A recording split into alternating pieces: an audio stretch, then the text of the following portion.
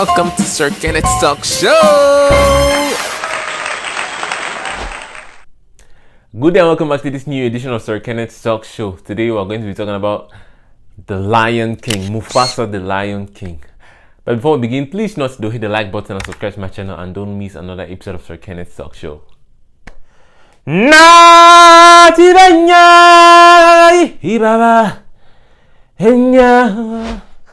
Okay, without further ado, let's get into it. So Mufasa The Lion King came out late last year. I think it came out 20th December. That's when it was released in theaters. But I only saw it last weekend for the first time, still in theaters. You know what? And I loved every minute of it. First of all, I'm a theater kind of person, okay? Everyone knows me, knows how much I love the movie theaters. So, you know, my birthday's coming up in April. If you're close to me, like really tight to me, and you want to do something nice for me on my birthday, take me to the theater, to the movie theater, okay? Give me some popcorn and a drink and let's go see a nice movie. That's all I want for my birthday this year. Okay, so my subscribers who are friends, please, you already know what I want as a birthday present this year. But anyway, let's get into the movie Mufasa The Lion King. I loved every bit of this movie. Okay, so I won't give you a rundown of the storyline because I'll just be like, I'll be spilling the tea for you and, you know, ruining the surprise for those who have not yet seen Mufasa The Lion King. It's a very beautiful prequel to the Lion King movie, the 1994 story. It's a prequel, like what happened before the Lion King that we all knew from 1994.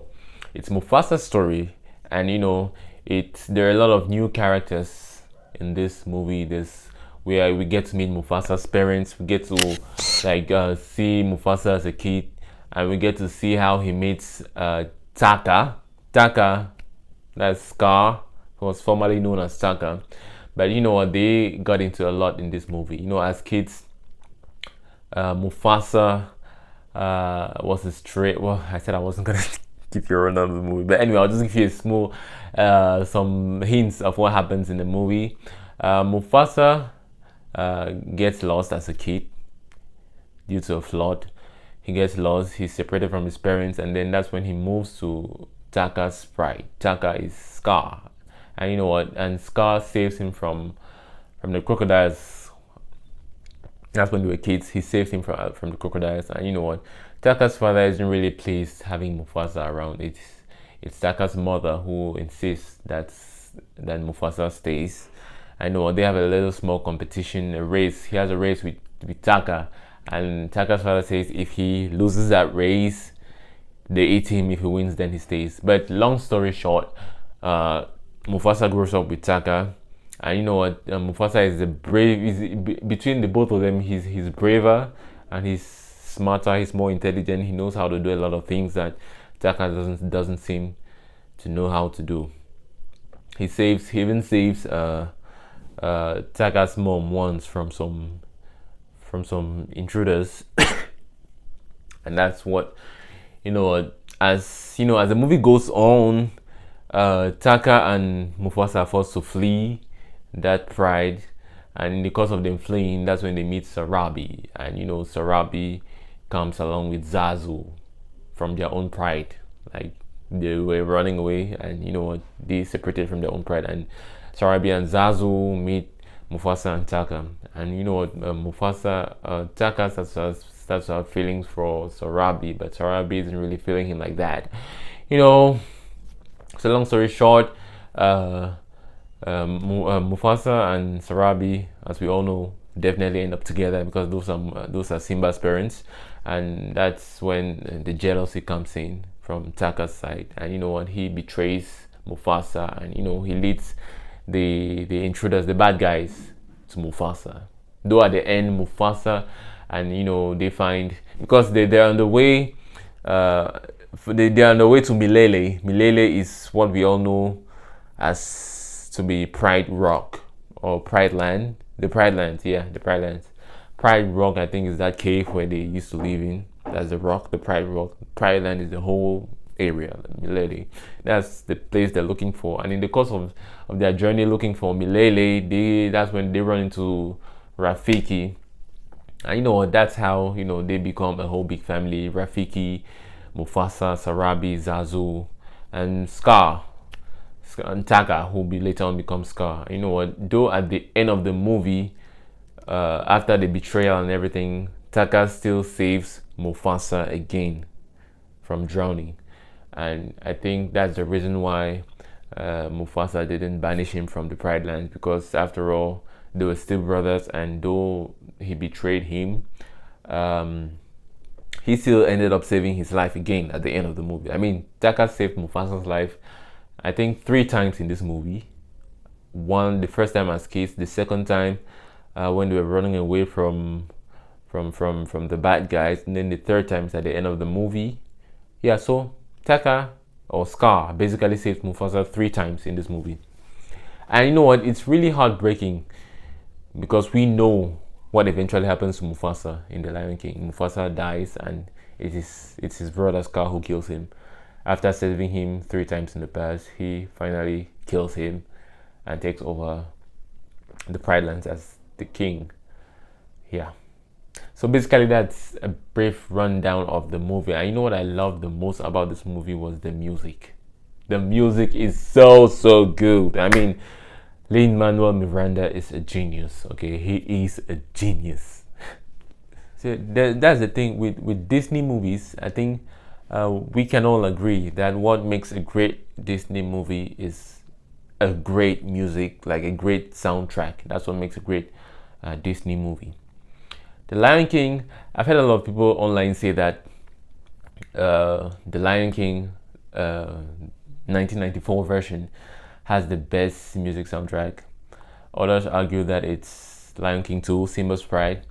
And you know, some even argue that this Mufasa, the Lion King movie, has the best music soundtrack. But you know what? I love all the Lion King movies, and I love all of the soundtracks. But here's the thing. The Lion King, that's the original 1994. Elton John, and I don't know if it's Tim Rice or some other music composer, but I know Elton John was one of the music composers. It's Hans Zimmer. I think it's Hans Zimmer. Yeah, Elton John and Hans Zimmer. They did great on the Lion King soundtrack. I mean, Can You Feel the Love Tonight till this day is a classic. Hakuna Matata, I Just Can't Wait to Be King, The Circle of Life. I mean, that voice you hear at the beginning of the Lion King movie. That voice, label M. I mean, and I think that in the Mufasa movie, the new movie that just came out at the beginning of the movie, we still hear his voice. Though it's a different song, but it's still his voice that opens that movie. And I think that was like a great way to pay respects to the 1994 version.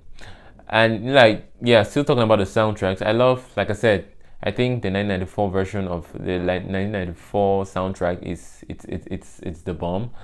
2019 version is basically covers of the 1994 version, so I would like to say it's the same thing. But I did love that in the 2019 version, they actually had real singers in the movie who could really sing, and they did justice to all the songs.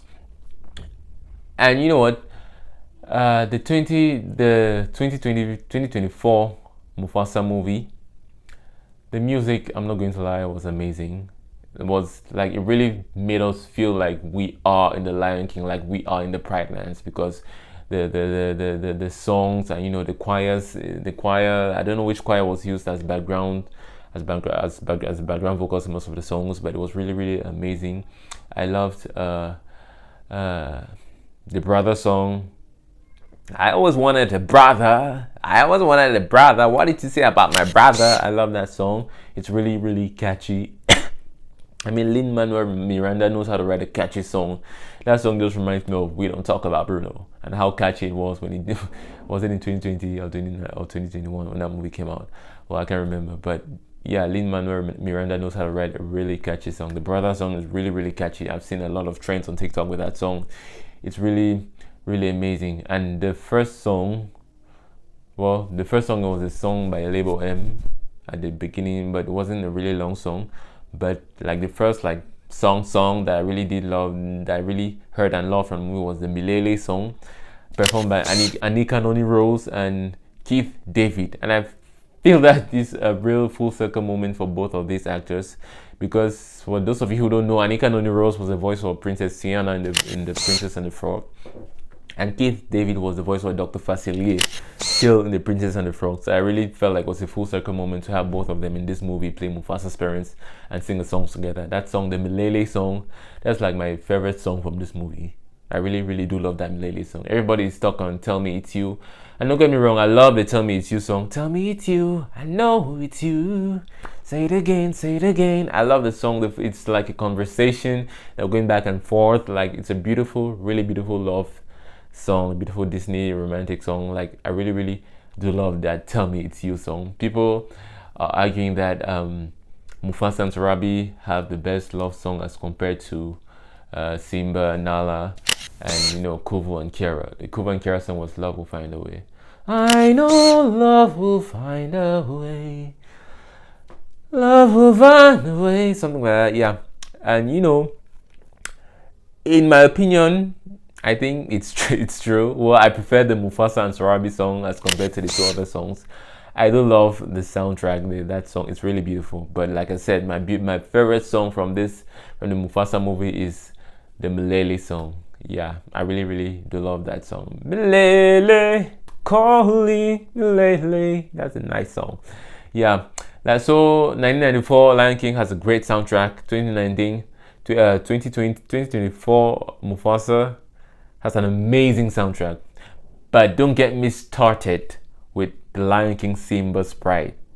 To me, that's the best Lion King soundtrack out there, okay? The Inhupendi, the way the passion fruits grow sweet. That Rafiki song is the bomb, okay? It's the bomb, Inhupendi. And there's as we go through life, we see there is so much that we don't understand, and the only thing we know is things don't always go the way we planned. But you'll see every day that we'll never turn away when it seems all your dreams come undone. That's a Simba and Kiara song. We will stand by your side, filled with hope and filled with pride. We are more than we are one. That's a beautiful song. And I equally love the Deception, Disgrace. I mean, that Zebra's wrench was definitely due. That Zebra killed that song, okay? Yeah, and there's also the villain song, Zero song. I can't remember how the song goes, but that's an amazing song too. Yeah. So to me, The Lion King, okay, this how it goes, okay? Mufasa The Lion King has the best love song. That's the Mufasa and Sarabi, that they have the best love song. The Lion King 1994 has the best villain song. Be prepared. That's the best villain. The Lion King. That's the best Lion King villain song. The Scar song. And Simba's Pride has the best soundtrack altogether. Yeah, to me. So that's how I rank them in terms of music. But however, I did really, really love The Lion King, Mufasa The Lion King. It's really, really amazing. There's been a lot of, you know, and the actor who plays Mufasa, Aaron Pierre, they've been hyping this guy up for the last 2 months. I can't scroll on my feed without seeing at least 10 videos of this guy. Everybody hyping him up, like talking about his looks and everything. Like, honestly, I don't know what the hype is about. Not that I will get it, but I mean, hey, to me, I don't know. I really don't know what the hype is about, okay? But you know what? I love the Lion King movie. That's what I'm gonna say. And you know what? But however, I think he killed his role as Scar. I think they all killed their roles. Kelvin Harrison Jr. That guy, he can sing, he can act. I've seen him act in several movies before. I never knew he did voice acting as well. So I think Kelvin Harrison Jr. is a genius. He's the one who voiced Taka, aka Scar. Tiffany Boone, I heard this is the first movie of hers I'm seeing. And Blue Ivy Carter. Yes, I think she did an amazing job as Kiara as well. Yeah, so I think every other person killed the role. Donald Glover, yeah, and they all killed it. They all killed it. So I really did love the voice acting and the fact that the lions, because the 2019 version was heavily criticized for not showing emotions on the lions' faces, but I think this time around Disney listened to the critics and they did a better job this time, because you could really feel and see emotions on the faces of the animals, and I thought that was really, really dope as well. So if I'm to grade The Lion King on a scale of 1 to 10, I'll give it a 15 on 10. That And mind you, I've never rated a movie above 8 on this show. But The Lion King, Mufasa The Lion King is 15 on 10.